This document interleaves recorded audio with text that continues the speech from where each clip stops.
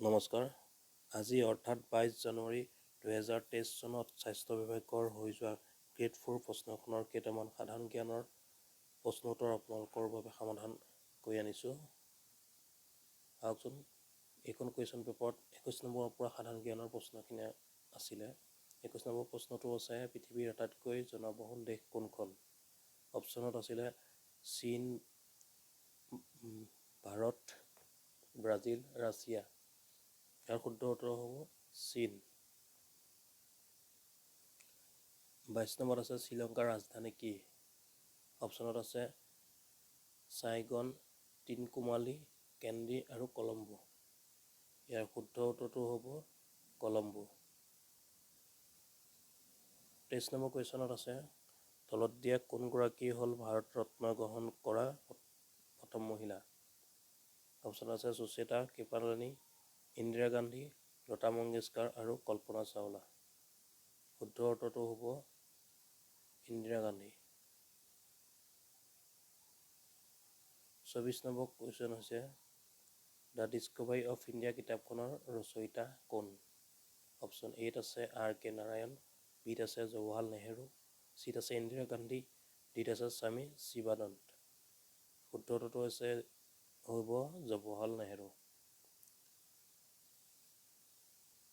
25 number প্ৰশ্ন, মহাকাশত অৱস্থান কৰা প্ৰথমজন মানৱ কোন আছিল? অপশ্যন এত আছে Neil Armstrong, Edwin Aldrin, Yuri Gagarin, Valentina Tereshkova. এইটো মহাকাশত অৱস্থান কৰা, গতিকে ইয়াৰ শুদ্ধ উত্তৰটো হ'ব ইউৰি গেগাৰিন। শিখ ধৰ্মৰ প্ৰতিষ্ঠাপক কোন আছিল? অপশ্যন আছে গুৰু ৰামদাস, গুৰু গোবিন্দ সিং, গুৰু নানক আৰু গুৰু টেগ বাহাদুৰ। ইয়াৰ শুদ্ধটো উত্তৰ হ'ব অপশ্যন চিত থকা গুৰু নানক। ভাৰতৰ লৌহ মানৱ বুলি কাক কোৱা হয়? Sardar Vallabhbhai Patel, doctor B.R. আম্বেদকাৰ, দাদাভাই নৰোজী আৰু মহাত্মা গান্ধী।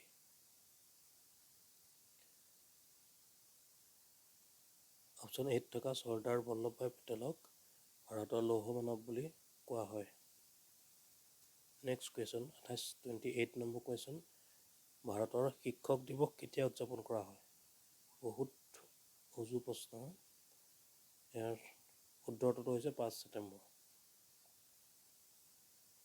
এইটো চাগে সকলোৱে জানে। 29 নম্বৰ কুৱেশ্যন, তলত দিয়া কোনজন নেতা ভাৰতৰ ৰাষ্ট্ৰপতি নাছিল? অপশ্যনকেইটা চাই লওক। এই অপশ্যনৰ ভিতৰত থকা option number D Uma Bharti ভাৰতৰ ৰাষ্ট্ৰপতি হোৱা নাছিল। 30 নম্বৰ, বিশ্ব স্বাস্থ্য সংগঠন ৱৰ্ল্ড হেল্থ অৰ্গেনাইজেশ্যনৰ মুখ্য কাৰ্যালয় ক'ত অৱস্থিত? অপশ্যন আছে নিউয়ৰ্ক, ৱাশ্বিংটন DC, জেনেভা আৰু পেৰিছ। শুদ্ধ উত্তৰ হৈছে জেনেভা। অপশ্যন চিত থকা জেনেভা। 31 কুৱেশ্যন, ডেভিছ কাপ তলত কোনবিধ ক্ৰীড়াৰ সৈতে জড়িত? ডেভিছ কাপ লং টেনিছৰ লগত জড়িত। ভাৰতৰ এখন ৰাজ্যৰ মুখ্যমন্ত্ৰী কোনে নিয়োগ কৰে? ভাৰতৰ ৰাজ্যৰ মুখ্যমন্ত্ৰীগৰাকীক ভাৰতৰ ৰাজ্যখনৰ ৰাজ্যপালে, অপশ্যন বি শুদ্ধ উত্তৰ, ৰাজ্যপালে নিয়োগ কৰে। শিখসকলৰ স্বৰ্ণমন্দিৰ ক'ত অৱস্থিত? শিখসকলৰ স্বৰ্ণমন্দিৰ চণ্ডীগড়, লুধিয়ানা, জলন্ধৰ, অমৃতসৰ। অপশ্যন ডিত থকা অমৃতসৰত অৱস্থিত। 34 নম্বৰ কুৱেশ্যন, চেন্নাইৰ পুৰণি নাম কি? চেন্নাইৰ পুৰণি নাম মাদ্ৰাজ। অপশ্যন ডি হৈছে শুদ্ধ উত্তৰ। 35, নামদাফা ৰাষ্ট্ৰীয় উদ্যান ভাৰতৰ কোনখন ৰাজ্যত অৱস্থিত? ছিকিম, অৰুণাচল প্ৰদেশ, অসম, নাগালেণ্ড। অপশ্যন চিত থকা অৰুণাচল প্ৰদেশ হৈছে ইয়াৰ শুদ্ধ উত্তৰ। নামদাফা ৰাষ্ট্ৰীয় উদ্যান অৰুণাচল প্ৰদেশত আছে। 36 নম্বৰ কুৱেশ্যন, সৰ্বশেষজন মোগল সম্ৰাট কোন আছিল? মোগল সম্ৰাট শেষজন হ'ল বাহাদুৰ শ্বাহ জাফৰ। মৌৰ্য বংশৰ কোনে স্থাপন কৰিছিল? চন্দ্ৰগুপ্ত মৌৰ্য, চন্দ্ৰগুপ্ত প্ৰথম, অশোক, কনিষ্ক। অপশ্যন এত থকা চন্দ্ৰগুপ্ত মৌৰ্য হৈছে ইয়াৰ শুদ্ধ উত্তৰ। মৌৰ্য বংশ প্ৰতিষ্ঠা কৰিছিল।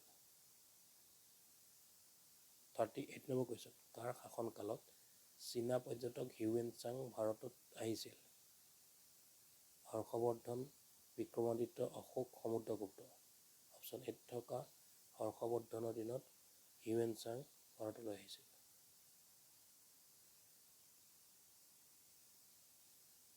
39 নম্বৰ কুৱেশ্যন স্বাধীন ভাৰতৰ প্ৰথমজন প্ৰধানমন্ত্ৰী কোন আছিল ৰাজেন্দ্ৰ প্ৰসাদ জৱাহৰলাল নেহৰু চৰ্দাৰ বল্লভভাই পেটেল জয়প্ৰকাশ নাৰায়ণ অপশ্যন বিত থকা জৱাহৰলাল নেহৰু হ'ল স্বাধীন ভাৰতৰ প্ৰথমজন প্ৰধানমন্ত্ৰী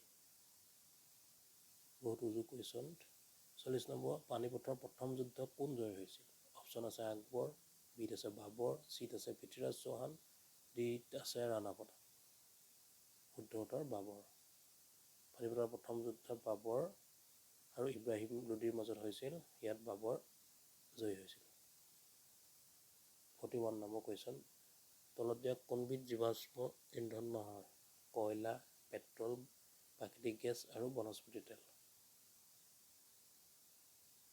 শুদ্ধ উত্তৰ হৈছে বনস্পতি তেল জীৱাশ্ম নহয় বাকীখিনি পেট্ৰল কয়লা প্ৰাকৃতিক গেছ হৈছে জীৱাশ্ম ইন্ধন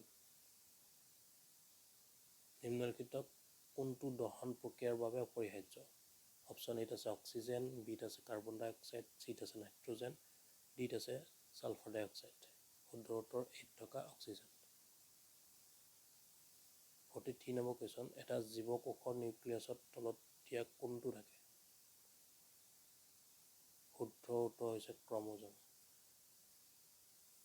তলত দিয়া কোনটো স্থিৰজনন অংগ নহয় অপশ্যন এত আছে ডিম্বাশয় বিত আছে ফেলপিয়ান টিউব চিত আছে স্ন'ব্ৰেছ ডিত আছে জৰায়ু অপশ্যন চি হৈছে শুদ্ধ উত্তৰ তলত দিয়া কোনটো সঁচা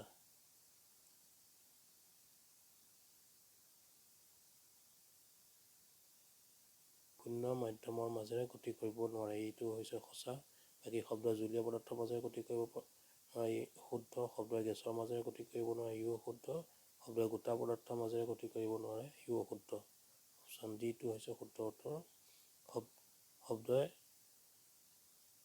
শব্দই বায়ুশূন্য মাধ্যমৰ মাজেৰে গতি কৰিব নোৱাৰে 46 নম্বৰ কুৱেশ্যন তলত দিয়া কোনটো বিদ্যুৎ সুপৰিবাহী এত আছে প্লাষ্টিক বিত আছে তাম চিত আছে ৰবৰ ডিত আছে কাঁচ প্লাষ্টিক ৰবৰ আৰু কাঁচ এই তিনিটাৰ মাজে বিদ্যুৎ পাৰ হৈ যাব নোৱাৰে গতিকে তাম হৈছে ইয়াৰ শুদ্ধ উত্তৰ তামৰ মাজে বিদ্যুৎ পাৰ হৈ যাব পাৰে 47 নম্বৰ কুৱেশ্যন তলত দিয়া কোনটো মানৱ চকুৰ অংশ নহয় কৰ্নিয়া ৰেটিনাল চকুলাও লেন্স কৰ্নিয়া ৰেটিনাল লেন্স হৈছে মানৱ চকুৰ অংশ কিন্তু চকুলো হৈছে মানৱ চকুৰ অংশ নহয় আমি কান্দিলেহে চকুৰ পানী ওলায় গতিকে ইয়াৰ শুদ্ধ উত্তৰ হৈছে অপশ্যন চি এটা গ্ৰহ নহয় চাইৰাছ বুধ শনি পৃথিৱী ইয়াৰ শুদ্ধ উত্তৰ হৈছে চাইৰাছ 49 তলত দিয়া কোনটো এটা greenhouse gas oxygen hydrogen carbon dioxide আৰু নিয়ন এইকেইটাৰ ভিতৰত কাৰ্বন ডাই অক্সাইড হৈছে এটা গ্ৰীণ হাউচ গেছ ইয়াৰ শুদ্ধ উত্তৰ অপশ্যন চি কাৰ্বন ডাই অক্সাইড 50 নম্বৰ কুৱেশ্যন তলত দিয়া কোনটো এবিধ কৃত্ৰিম সূতা হয় কৃত্ৰিম সূতা হৈছে ৰেয়ন ইয়াৰ শুদ্ধ উত্তৰ ৰেয়ন এইখিনি আছিল জেনেৰেল নলেজ আৰু সায়েন্সৰ কুৱেশ্যন আনসাৰখিনি আপোনালোকক মেথছৰ পাৰ্টখিনি আমি আপলোড কৰিম আজিলৈ ইমানে ধন্যবাদ